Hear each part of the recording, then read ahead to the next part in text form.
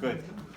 So welcome everyone. I'm very pleased that that Nadine Hack has agreed to come speak to us today. Nadine and I used to work together. I'm only going to say more than 10 years ago, but to say this about how long it's actually been. No, she's now the CEO of BecauseNotNet. As well as was the executive in residence at IMD in Lausanne.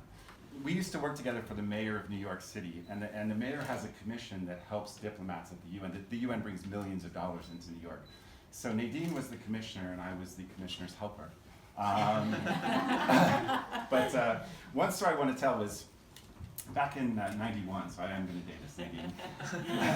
Everyone was out to lunch, except for me, and the phone rang, and I picked it up, and the person said, "Hi, this is Governor Clinton. I'd like to speak to Nadine." And I said, "Well, she's out to lunch, Governor, but can I take a message?" She said, "Yeah, I'd like for her to help me with my campaign." So do you mind giving her the message? I said, "No problem." So I took the message. He said, "It's really important she gets it." I said, "She will." So then he said, "What's your name?" I said, "I'm Rob." Then he said, where are you from, Rob?" And I said, "You don't sound like a New Yorker." I said, "I'm actually from Oregon." He said, "Oh, Portland's a beautiful city. Is it Portland?" I said, "It's just outside of Portland, a small town called Boring, Oregon." And he starts laughing, and he said, "Well, I'm from Hope, Arkansas." So he said, "We're a bit more optimistic down south than you are out west." So anyway, people say about Bill Clinton, he's really open and engaging, and that was totally my experience. By the end of the call, we were best friends. So Nadine comes back from lunch, and I take her the message, and you read it, and you watered it up, and you said, "Lose, lose, lose. The last 3 elections these Democrats have lost," and you tossed it in the garbage. And I'm thinking to myself, oh no. I said, "Nadine, can you just tell Bill you got the message?" And you said, "Don't worry, Rob, I'll speak to him. It'll be fine." So, actually, can I give my memory of that? yeah. Rob comes to me and hands me the message. Mm-hmm. And I do crumple it up, but I say, "They're all gonna call me. Oh yeah, that's good. They're all gonna call me." By the way, I had been the finance chair of the euphemistically named 1988 Democratic Presidential Victory Fund, which of course it was not, but that's what it was called. And so I said, "They're all gonna call me. They all wanna talk to me. I'm not gonna talk to any of them." And he went, "But it's Bill Clinton. It was him. It wasn't an assistant." I said, "I know. They're all personally going to call me." Yes. So while in the U.S. we've never had a female president, we've had females president makers, and Nadine is one of them. So welcome, Nadine, and we look forward to hearing your presentation. Okay, so we're going to start with a little video? Sure, yeah. I'm sorry. You're right. I met Nadine 7 years ago when she joined IMD as executive in residence. Over the years, we have been very grateful for her contribution in helping executives and organizations understand that it is often possible to do well by doing good, and that when there is a trade-off, it is possible to discuss this trade-off intelligently. I am delighted that Nadine was nominated as Responsible Leadership CEO of the Year, and I think she would make a very worthy recipient of this award. Nadine Hack, CEO of Because Global Consulting, whether presenting a keynote, a TEDx, receiving an award, teaching a class, facilitating deep dives, leading international conferences, and so much more, has for the last 4 decades inspired people globally to embrace socially responsible leadership, corporate citizenship, sustainability, diversity, and more. Her CSR work has been embraced by heads of state including the US's Bill Clinton, South Africa's Nelson Mandela, Philippines' Corazon Aquino, Haiti's Bertrand Aristide, and others throughout Europe, Africa, Asia, the Middle East, and the Americas applaud her. So you might be wondering, what's the career trajectory that gets the honor of being shortlisted Responsible CEO of the Year with the CEOs of Accenture, Danone, Patagonia, Yes Bank, Globe Telecom, and Firmenich? Well, let's just say I've been at this a long time. Long before we met. And I'm really particularly happy to be in a conversation with you today on International Women's Day because I'd been an advocate of the advancement of women since the 1960s. You might enjoy seeing this photograph of me in a 1970 Rolling Stone magazine. Wait for the technology.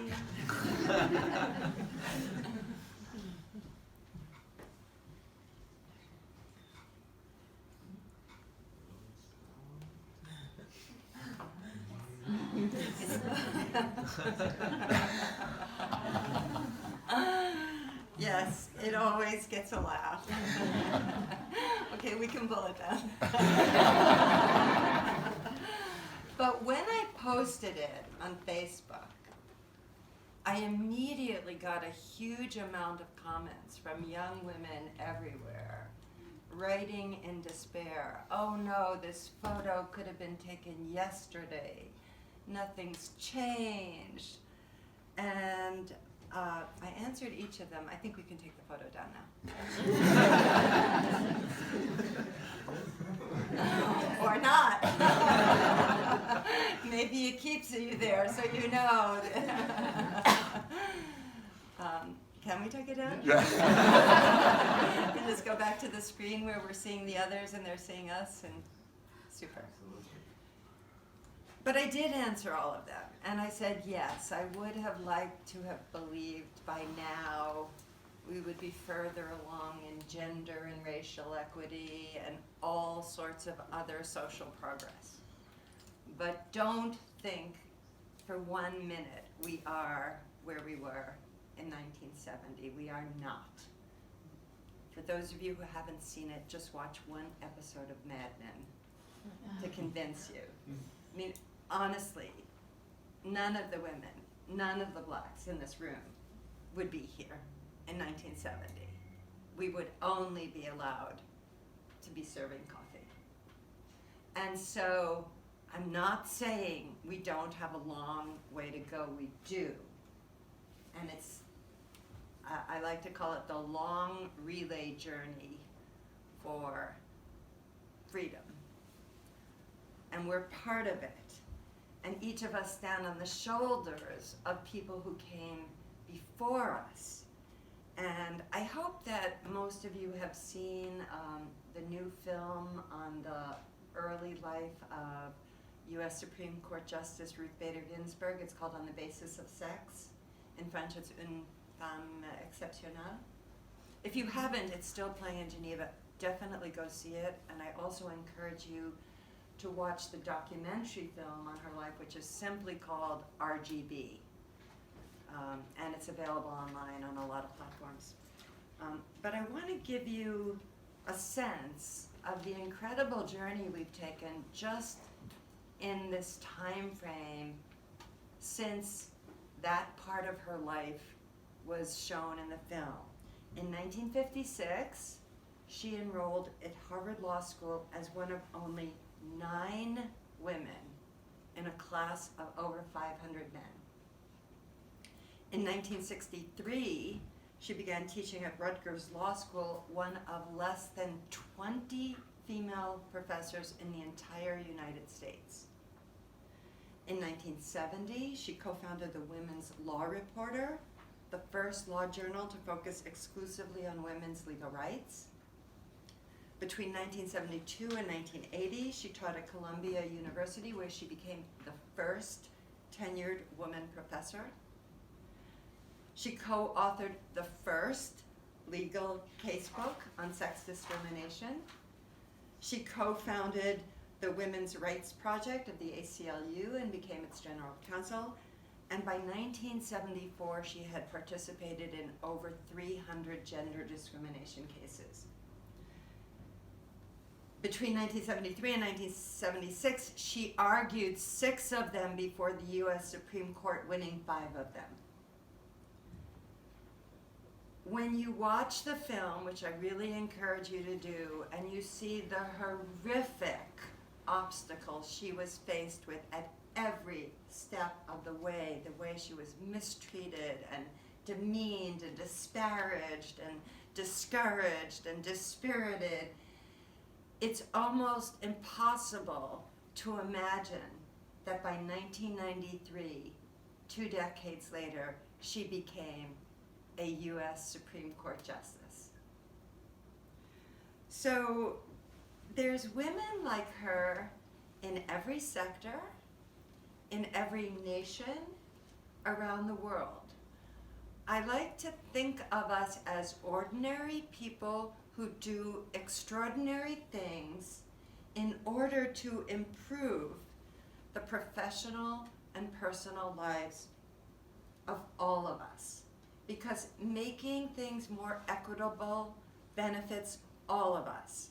Men, women, every nationality, every race. It's just, there's no question about it. Women's rights don't just benefit women. They benefit all of humanity.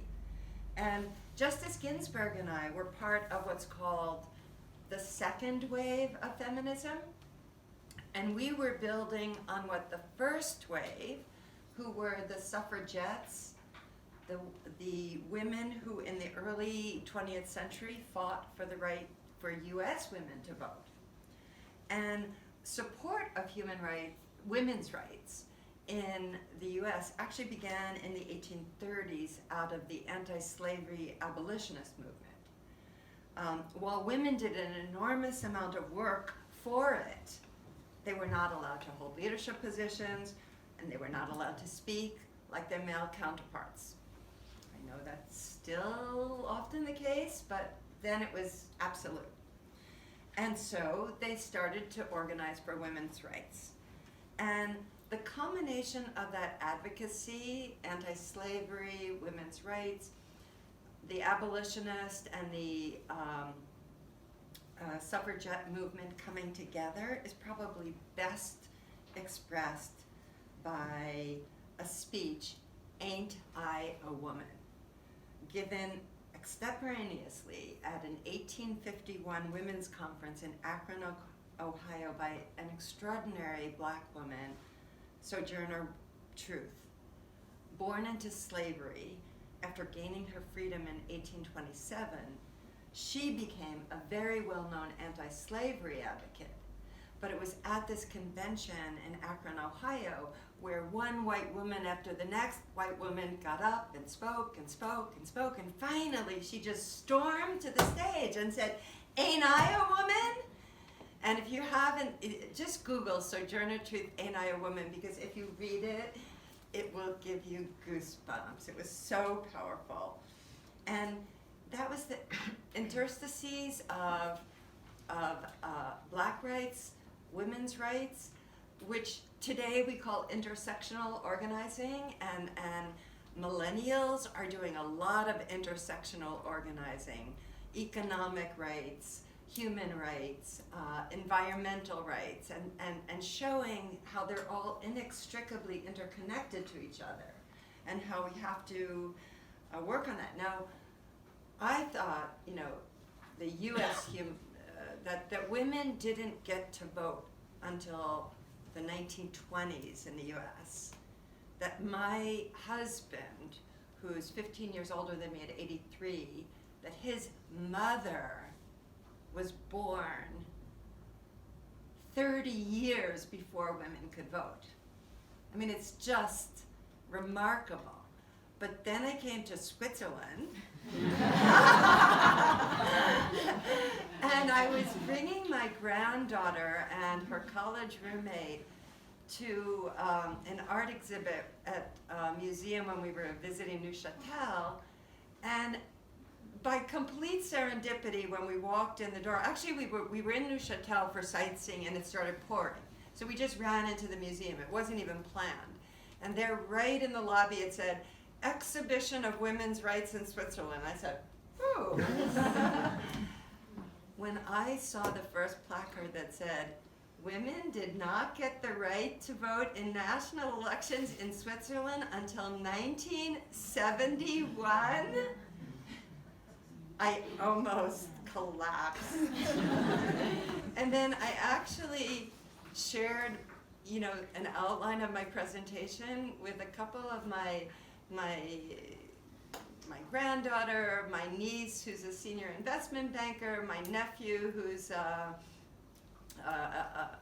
manager of a fintech company for EMEA. And my niece wrote back to me, you know, I just want to point out, you say 1971, you must have meant 1871. You must have done a typo. And I had to write back to her, no, it was 1971. But, and Lise Geraden, I looked this up, was the first female counselor of state from 1971 to 1975. And she'd already been the first mayor right here in Geneva in 1968. And I can only imagine the obstacles she faced, having been a woman who's been the first many times, and knowing how each time you have to reprove yourself. In fact, not that campaign, Rob, that you refer to, well, the prior campaign, the 88, where I was the finance chair.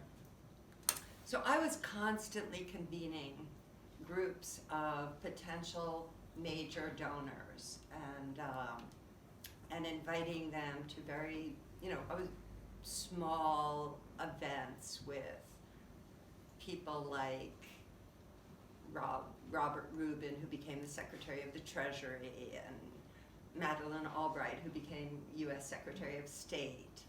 And usually the group who would respond and comment, it would be like 6 of us around the table. It would usually be mostly men. And when I walked in the room, almost without exception, every single time, it was like, oh yeah, I'd like some coffee. And I would go, no, F you, I'm chairing this meeting. You're here at my invitation. And actually that FU is applicable, because it's that damned if you don't, damned if you do. As a woman, if you're too strong, oh my God, you're strident, you're a bitch, and if you're not strong enough, oh, she's so soft, she'll never get anything accomplished. I mean, really, there's no pose you can take that's acceptable. And so you constantly have to carve out and own your autonomy, your agency, your power, and hold it firmly without banging over the head. My favorite story on this is one of my friends who is the most senior woman in a major multinational. She reports directly to the chairman and the CEO. There's no woman higher than her in this entire global organization. And she too walked into a meeting that she was chairing and went to sit down, and the man next to her said, oh, I'd like a coffee. No. Now, thank God this woman had, like me, over the years, learned how to respond in a way that could be disarming. And she chose humor. So she just looked back and went, oh, great, I'd like one too. I take mine with milk and sugar. And at first his face was shocked. He got up, he went and got the coffee. He came back. He took her hands and said, thank you. I have 2 daughters, and I never want them treated the way I just treated you. I just didn't even think about it. And that's what we have to remember. It's been a certain way for so long that the behavior is unconscious, and our job is to make it conscious. So I told you about this first woman, Lise Geraden, in 1971, but she too had her predecessors. So in 1867, a full 100 years earlier, just as the difference between the suffragettes and the feminists, a woman whose name Marie Roch Pouchalin, she attended the Congress of the newly founded International League for Peace and Freedom, and it was right here in Geneva. she was so disappointed by the lack of women who were present in this huge gathering that the very next year, 1868, she founded the International Association of Women. And it was both the first women's rights organization in Switzerland, and it also was the first international women's organization in the world. So what does all this political rights history have to do with us? We sit here today, able to be bankers, able to be lawyers, able to be doctors, able to be physicists like your CEO's daughter, able to be politicians, because of the bravery of those who worked on our behalf long before we were born. And so we each have an obligation to help the younger generation achieve its potential. We each have to, men and women, reach out to younger colleagues and help them find their place and claim their place and be their advocates. When former U.S. Secretary of State Madeleine Albright said, "There's a special place in hell for women who don't help other women," it got a lot of flack at the time because she happened to say it right during the primary campaign between Hillary Clinton and Barack Obama. So some people took it as an attack on women who were supporting Obama. But I have to tell you, as a woman, as a feminist, and as a supporter of Obama, I knew exactly what she meant. We really have to support each other, always. And there's another level. We also have to believe in ourselves. So Rob asked me a question about, like, what was it that led me to create Because, and what was it like when I created Because? And there's a really interesting story in that's exactly applicable to this. You've already heard from him. I was in a senior government role. I'd held leadership positions in other organizations before that. When that administration ended, I was immediately headhunted by search firms to lead several international enterprises. And so I went to some of the interviews, and I realized that while I'd be in the executive position, CEO, president, executive director, they all call it something different, I'd still be reporting to a board. And the board were the ones who were interviewing me, and they were always old white men. And I'd be thinking, oh my God, like, reporting to them, or it was the first time where I said, like, I know exactly what they'll get out of getting me, what a coup it will be for them, what I'll bring, but how am I going to grow? How am I going to learn? Where am I going to be able to develop in this situation? And I said, okay,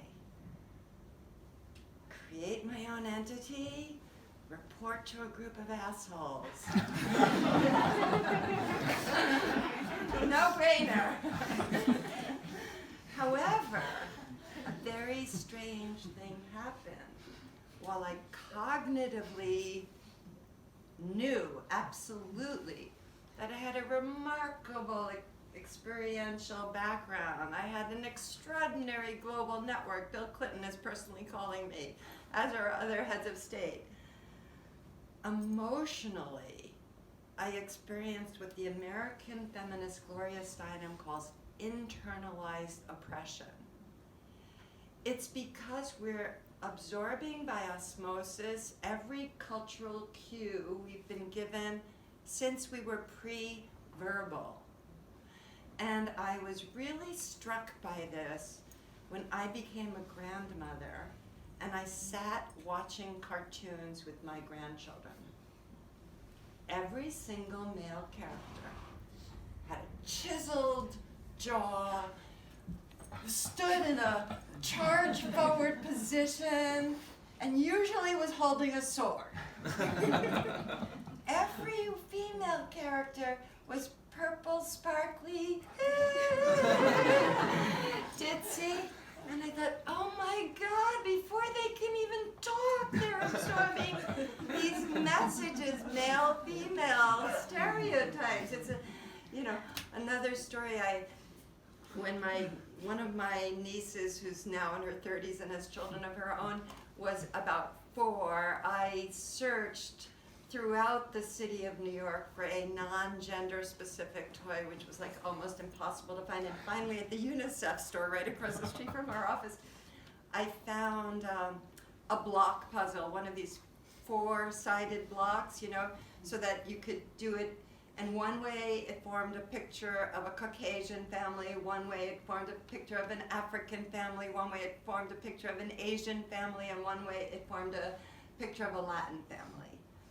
And I was so proud of myself, and I gave it to her, and she unwrapped it.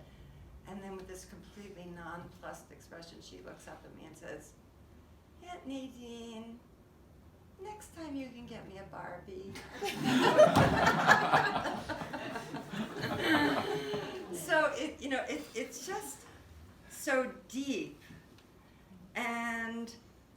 But despite my conscious awareness, and despite having been a feminist since the early 1960s, and now we're in the mid-1990s when I'm having this experience, I became aware of how inside of myself I had appropriated all of these stereotypes, and I was like, will anybody like me? Will anybody pay me? Will anybody respect me?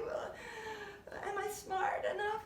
And I genuinely was shocked to discover that lived in me. If I, fierce feminist, I mean, honestly, Rob, if anybody would describe me like, wilting wallflower would not be I was a strong, competent, in your face, I know who I am person, and yet, even me, I had that dwelling inside of me, and I had to really confront it, and tackle it, and unpackage it, and reclaim so that my inner self was as strong as my outer self, and that took a lot of work. And so I'm not saying it's all internal, and I'm not saying it's just what we as women have inside of ourselves, or that we have to overcome, because quite the contrary, there's an enormous amount of research, I'm sure you've all seen it, on hidden biases and how that plays out, and in everyday decision making at all levels of corporate, about who can take on what, when, and how men are judged by their potential, while women are judged by what they've accomplished. And even what they've accomplished can be a double-edged sword. As I said earlier, if as a woman you're too ambitious, you're too shrill, you're too strident, you're too demanding, who wants you, you're going to be a pain in the neck. But we have to address those systemic issues. And how does that play out in your industry? I did a bunch of research to see what the facts and figures, and likely you may know some of these facts and figures, but a McKinsey study finds, and these slides that you've been given hard copies of, you'll also be sent electronic copies, especially for those of you who are in other conference rooms listening in. We'll send you electronic copies of it so you can see it. But the McKinsey study, of which I pulled from, and the Forbes article that I pulled from, which don't read now, but you can look at later, and we'll send them to you electronically, they're really worth reading in full, because there's a lot of rich information that can help everybody understand some of the external factors and some of the internal factors. But it shows that in financial services, while men and women enter at entry level on par, that is 50-50, women only account for 19% of positions in the C-suite. That's CEO, CFO, CTO, etc. And as part of McKinsey's Women in the Workplace effort to create a definitive fact base on women's leadership advancement, they surveyed more than 14,000 employees at 39 financial services companies.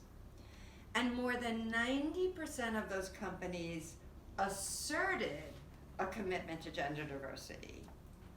And the business case for it is clear. I'm sure you've also read companies with greater diversity, and that's diversity across the board. Women, minorities, nationalities perform better financially across the board. Like 21% more likely to outperform on profitability, 27% more likely to demonstrate superior value creation, and lots of other figures like that. And as you drill down into deeper areas, the numbers are even worse, like specific categories. My nephew was one of the people I spoke to last night. He heads EMEA for a London-based fintech company. And he was just yesterday at a traders forum in Vienna. And I sent him the thing, and he wrote back. He called me immediately. And he said, so Aunt Nadine, I knew he'd been at this thing. He said, of the 35 asset managers who were at this gathering, how many women do you think were there? And I said to him, one at tops. He said, how'd you know? Yeah, there was one woman. And and he said, there's more women in compliance, there's more women in HR. The things we tend to call soft, I don't think those things are soft at all. I think they're actually the hard backbone of what makes it. Honestly, I always get angry at people who don't understand the value, the absolute critical value of the support structures that make an institution capable of functioning properly, and only value the people who are delivering, a quarterly result. It's much harder to measure, but whenever I hear soft skills, I cringe, because no, they're very hard skills. But those are the areas where when it comes to like the hard driving sub areas, and then women of color in financial services, oh my God, they're particularly disadvantaged. They're 34% less likely to even make their first promotion than their male counterparts and their female white counterparts. So we've got a long way to go, and we need to continue to shine the light on the practices and the underlying belief systems of the old boys network that calls the shots. But just as I had to overcome my own fears in launching a global business, the same study shows that only 26% of women aim for a leadership position, as compared with 40% of their male peers. So this is something for us. It's not an either or, it's a both and. The situation requires external and internal reflection leading to change. Lack of support and sponsorship is definitely a big hindrance to women, because women who do receive advice on career advancement and from their direct managers or other senior leaders are more likely to be promoted, but they're far less likely to receive that advice than their male peers. So women, ask yourself, who's encouraging me, and who should be encouraging me, and who should I ask to be my advocate? And men, when you see a boardroom or the C-suite almost completely, if not fully, dominated by men, and probably white men, think, what's wrong with this picture? It's 2019. We're doing business in the 21st century. We've got, and read the scientific research that shows the more diverse your team is, the better the decisions it will make, the better the bottom line. But what's stopping you from acting on that knowledge? We don't have to be adversaries. We can be allies. Just the way I described that wonderful story of my friend disarming her male counterpart with humor, we can approach each other as men and women, as people of different races, and articulate what it is we need, we deserve, and we've earned, and we can do it in a way that's mutually respectful.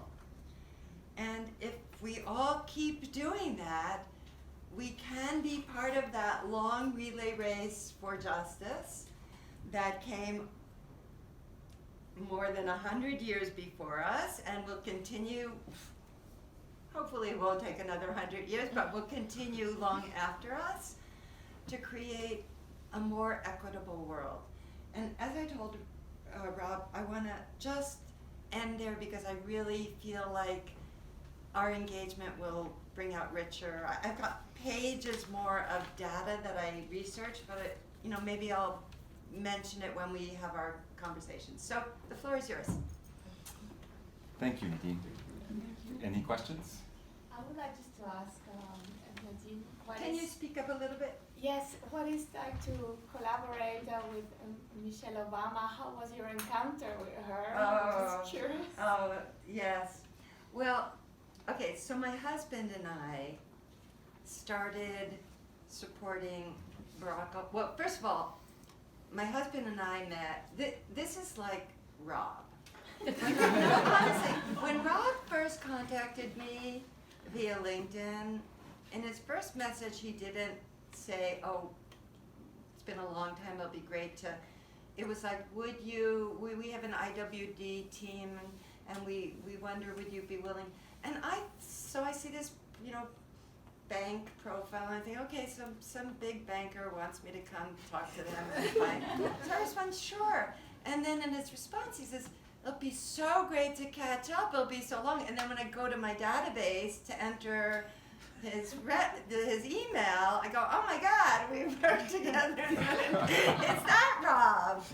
So we first met Barack Obama when he was a law student in 1991. We have something called the Global Citizens Circle. I didn't put the website for that on. I only put my company website, but that's our not-for-profit. I'll send that to you guys so you can all have it. And we convene people to talk about issues of the day, and we were having a circle in Boston, and Barack Obama was then a law student at Harvard, and he was an invited participant. And so then when he ran for the U.S. primary seat in 2004 to be a U.S. senator from Illinois, we supported him. So we were early supporters in 2007 of his 2008 campaign when he was 40% polls behind Hillary Clinton, who was everybody expected to be the nominee. Now, let me make it clear. I adore Hillary Clinton. She's brilliant, and in every communication I sent out about supporting Obama, I was like, we have two fabulous candidates. Please, as you advocate for your candidate, do it on the basis of the wonderful qualities you believe about your candidate. Don't trash the other candidate because they're both fantastic, and I'm going to be so proud to support either of them. Not everybody followed that advice, but so because we were early supporters and because we had a home in New Hampshire, which is the site of the first primary in the United States, New Hampshire residents get to meet like every single candidate who's running for president, like in retail politics, like in rooms this size with this many people. So we were the first time we met her was at an event in Littleton, New Hampshire, where there was as many people as there are in this room, and we really got to interact with her. And over the course of that campaign, we got to meet her, her mother, Mrs. Robinson, who lived in the White House with them. All I can say is I've been involved in politics since the 1960s. Barack and Michelle Obama are at the top of my list of who I admire for each of their brilliance, knowledge, their utter and complete integrity, how they lived as a family, how they modeled for the nation and the world what it is to be a leader, a servant leader. I'm so proud of them, and I'm so grateful for having had that opportunity to interact with them like that. What a chance. Yeah. Thanks for sharing. Thanks for I had a question. Yes, can you speak up a bit? Sure. I was. And your wondering- name? My name is Cindy. Sorry, Cindy. Cindy. Yeah. I wanted to know why you tossed that message from Bill Clinton and you told Rob, they all are going to call me. So, what were you thinking? I mean, do you? Okay, so at that point, the 1988 presidential cycle Mhm. was the first time where huge amounts of money came into political campaigns. It's when the New York Times coined the term sewer money. And it was obscene. And it truly disgusted me. Do you mind, Cindy, if I turn back? Sure. Because is that okay? Yes. I was genuinely disgusted by the amounts of money that were being raised and by the motivation of most of the people who were raising the funds, which were disgusting. Like either they had an interest in creating a certain tax loophole for their industry, and so they were giving this donation as part of like a, under the radar lobbying, or they wanted to be appointed to the Court of St. James as ambassador. I mean, they really were not motivated by like, this is the right person, this is the person who's providing the policies. It was the exception to find the person. And I made a decision then that I did not want to raise money for any presidential candidate, and I've never raised money for any presidential candidate since. And I knew that every single one of the 1992 presidential candidates, and they all did, would call me personally because of the huge amounts of money. I raised more money at one event in New York than had ever been raised by any Democratic or Republican, who usually raise much more, candidate ever in the history of fundraising. Now, what's funny about it, just to give you a sense of how obscenely that trajectory of money in campaigns has grown, at that point, that huge figure accomplishment was a $5 million event. In today's politics, $5 million is breakfast on Tuesday. Honestly, it's like crazy. It's crazy beyond belief, and I just absolutely knew that I had no interest, and so I knew it would be an awkward conversation with any one of them saying, sorry, I know you want me to raise money for you, but I'm not going to raise money for you, and that was it. It wasn't that I disliked Bill Clinton. I love Bill Clinton. You saw in that video, there's a picture of me with him at the White House later, and then I worked with him later once he was president. I was happy to work with him. Mm-hmm. Maybe Yeah, one thing. Please. I believe many of Can us. you, your name? Maxime. Maxima. Thank you, Nadine, for being here with us today and this explanation. Yeah, many of us are parents here. Parents? Yeah, Yeah. I'm the father of 3 children as well. Ah, And I think we all do our best to educate our children. I believe it's quite a challenge, to be honest. And I don't think, or my belief is that it's not always recognized as much as it should be, the role of the woman in the education, all the dedication to the family, to the children, and also the time it takes. It's a 24-hour, yes. 7-day-a-week job. Yes. Now, my question is a bit provocative, but That's okay. That's good. you said women's right can help men's right, which Yes. I truly share as Yes. a vision. Do you think men's right can help women's right? And I give you a specific example. For Okay.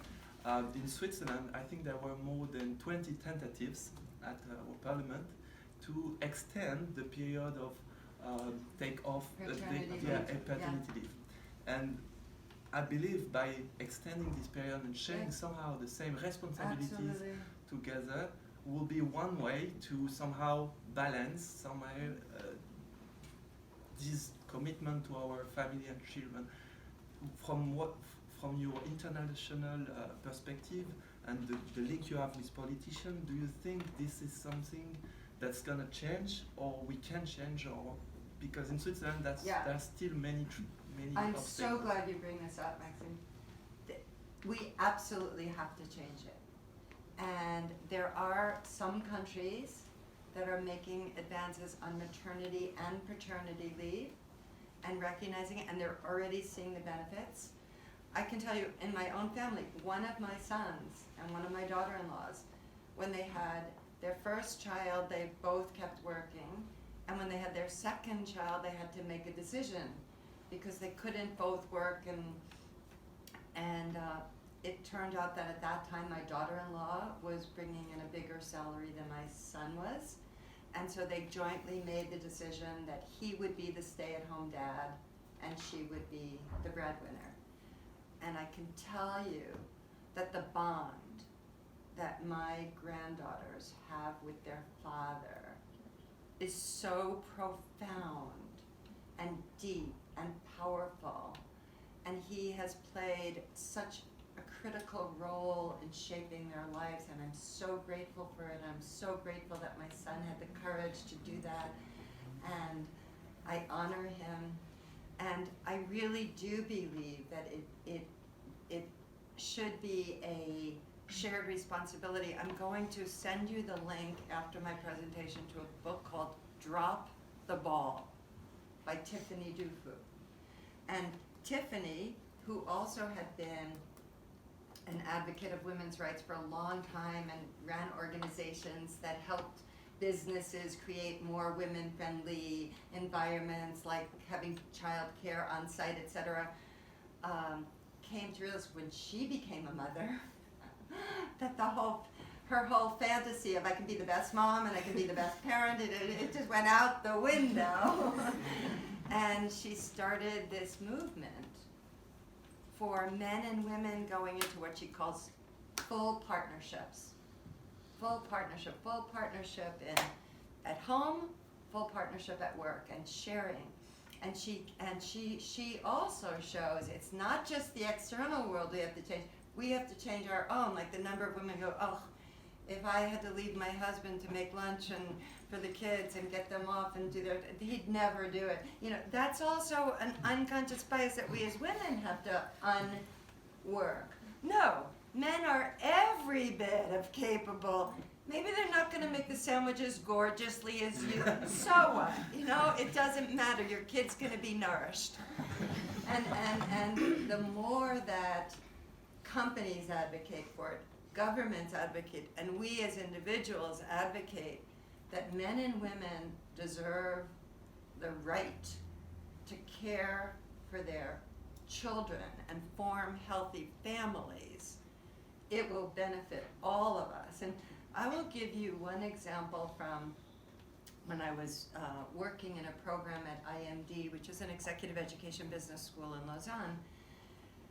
And as part of my role in this particular program, I was giving executive coaching to very senior executives. And I was meeting with each one of them one-on-one. And when they came in the room, the first question I would ask, very open-ended, how would you like to use your hour with me?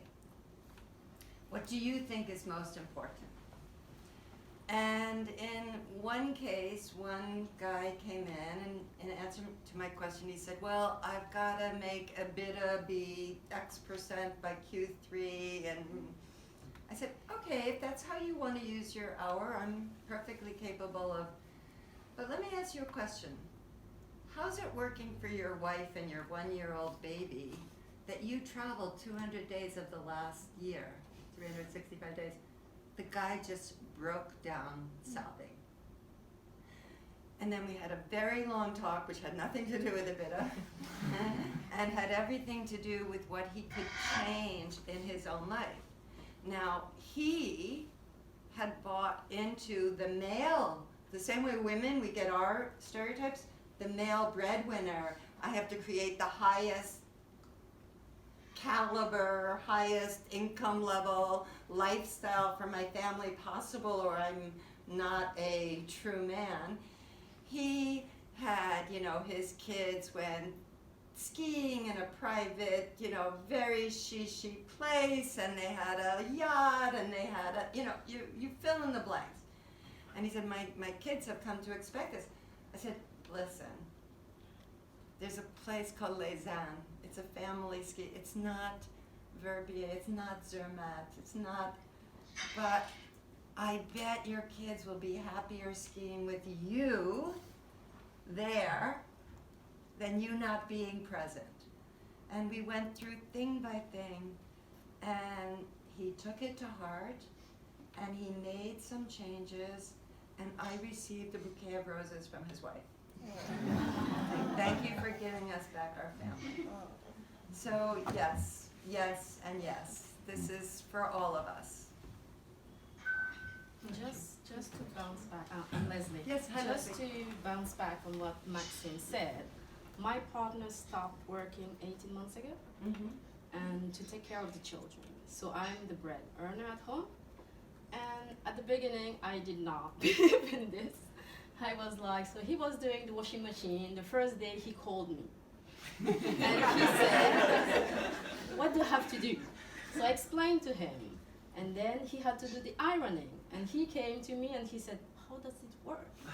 So I told him, and I was very skeptical. But I let him do. He did the cooking and everything. I was watching. I had to very myself, not doing anything. And you know what? 18 months afterwards, he's ironing, he's cooking, he's doing everything at home. He's going for the children, pick them up from school, and the children are so happy. It's like it's a new family. He was working so much. And I think that some men have to make that choice sometimes. It's very good for the family. We have one salary less, but we are happy. Wonderful. The only thing I want to add to Leslie's story and my own story about my son is you don't necessarily have to decide one's going to work, one's not going to work. In Tiffany Dufu's story, she and her husband Kofu, Kojo's their son. He's Nigerian. They share everything. They both work, and they both share the home work equally. And they have to juggle, and they have to figure out, okay, this time it's your time up to bat. This time it's your time up to bat. And there is no one right way. It's not like I'm saying you must do it this way or you must, but you should invest the time and energy in figuring out now what you can set up in your own life, in your own family, if you already have a family, that's workable, and that can be the foundation for something new. You know, a lot of times you read that the reason women leave corporate America when they reach a certain point is the so-called mommy track. And there's definitely something true about that. I mean, my niece, who's a senior investment banker, she wrote back to me, you know, fewer women will do what men in finance will do, of constant traveling, being available for client calls nearly 24/7, dealing with the very inefficient habits of men who have made it to the top of the industry by they're not punished for bad behavior, i.e. not planning ahead and jamming their junior resources to work crazy hours through the night to pitch a meeting, as long as they bring in revenue. And women are more likely to be more thoughtful about that. Well, that's true. But I read a study that when they quote the mommy track as the reason, that's what women say when they're first leaving. When they're on their exit interview, they say, I want to be able to be with my family. When they're interviewed 5 years later, they say, I said I wanted to be with my family because I knew that would be accepted. The real fact of the matter is, I felt invisible. I felt unheard I felt unvalidated, unseen. I would be in a meeting. I would raise my hand. I would say something. There'd be no reaction. 5 minutes later, a man would raise his hand, say the exact same thing I had just said, and everyone would go, wow, that's brilliant. And I was like, hello? And I could see by the shaking of heads around the table, you've been in that position. And it's like when, again, this is your own inner autonomy. When you say something and no one listens, don't let them get away. Wait a minute, I said something. And or when the man says it 5 minutes later, yes, I love that idea that I also shared 5 minutes earlier. I mean, just some way you have to, it's not easy, it's uncomfortable. It's, change. How many of you read the book, Who Moved My Cheese? You know, it's that famous book, simple analogy, the cheese is moved, people get confused, where's my cheese? Everybody says change, and what company on earth right now is not talking about innovation? I mean, everybody's talking about innovation, new ways, but when it comes right down to it, all people, all genders, all races, are really comfortable doing what they know how to do. And change is difficult for any of us, but we have to confront that and say, I'm going to push through my discomfort because it will be worth it. Just quickly, we can go to Monica or Zurich, or any questions in the room? Yeah, hi there. My name's Karen. I'd quite like to have your views about positive discrimination.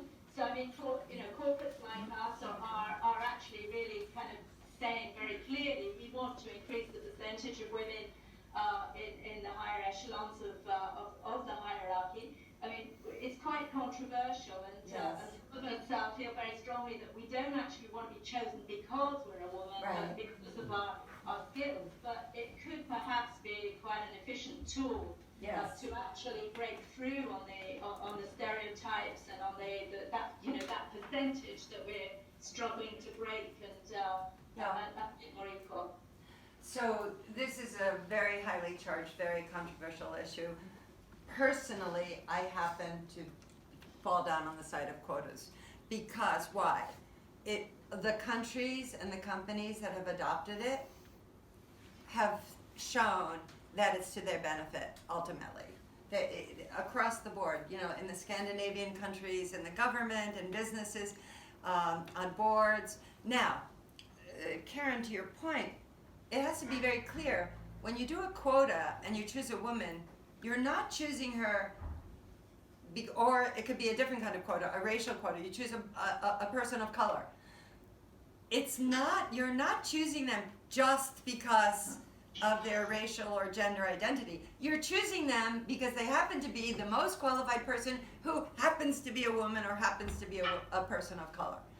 And I think that's the nuance that we need to convey, that it's not an either or. The quotas are not just saying, oh, just put in a woman, because that is true, that people can then say, oh, she's only in that position because she's a woman. Well, get over it. Like, there's actually, I can't remember which study I saw, but there's a tipping point.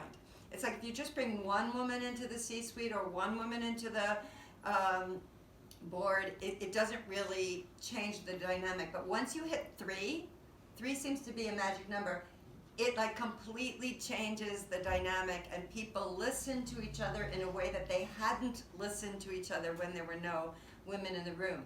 So they then get the experiential taste that, okay, well, maybe we did this because we self-imposed that we wanted to have X number of women on our board, but we're actually now accruing the benefits from it. So it wasn't just an arbitrary thing. I think that's where the people who are against it make it sound, and some of the people who are against it, I'm not saying all the people, certainly not, because I know other feminist leaders who are not for quotas, but some of the people who are against it because they like the old system.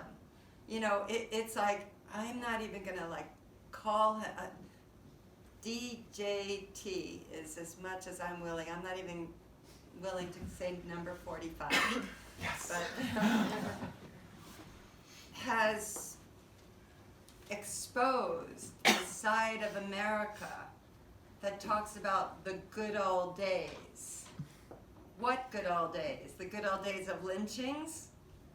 The good old days of witch burnings? No, exactly what good old days are we referring to? The good old days were when white men ruled exclusively and could do whatever they wanted, whatever harm they wanted to women and or minorities with absolutely no repercussions. Those are the good old days. So there are certain people who resist the idea of quotas because then they go, oh, this is reverse discrimination. Oh, the poor white male, we're now under siege. So Maxime, yes, I agree with you. Men absolutely suffer from not being able to be emotional. Like if women suffer from not being able to show strength, men suffer from not being able to show tenderness, sadness. So everybody suffers from these gender stereotypes. But, so I'm not saying that all men are bad, certainly not. I love men, I love my husband, I love everybody. But there are definitely men. You know, there's a joke that the reason the Israelites had to wander 40 years in the desert before they arrived in Canaan is that all the old people had to die. They needed a new generation to come and to start it. And so there is something about that. So it's a lot of things simultaneously. I hope that addressed your question, Karen.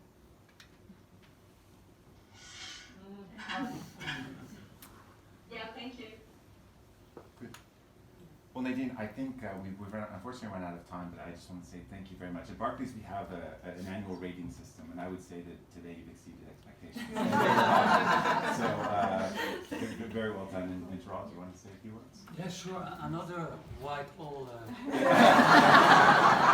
Sorry about that. My name is Gerald. I'm the CEO for Barclays Switzerland, and I'm really proud that you've been able to spend your time with us and share your experience. And I've got 2 daughters also, and sometimes I'm also very emotional.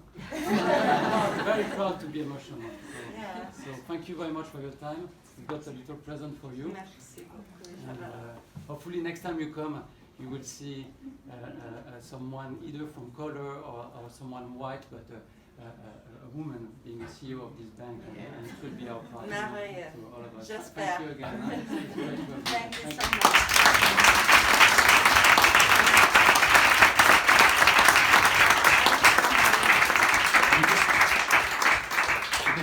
We just have one more quick video to close on the He for She campaign. Nasser, if you can do that.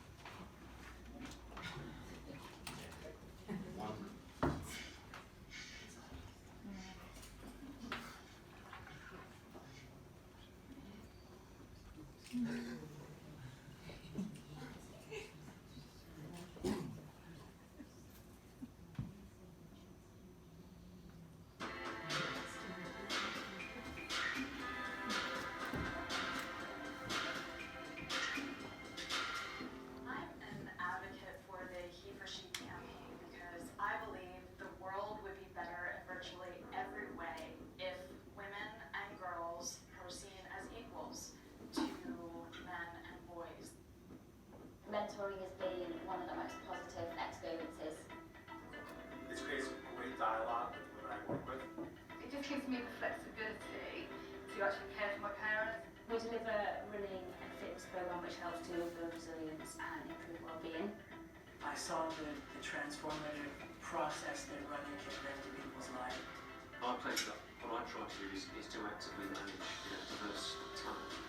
Hashtag more powerful together. What does that mean to you? Hashtag more powerful together is a fantastic phrase because it comes to the heart.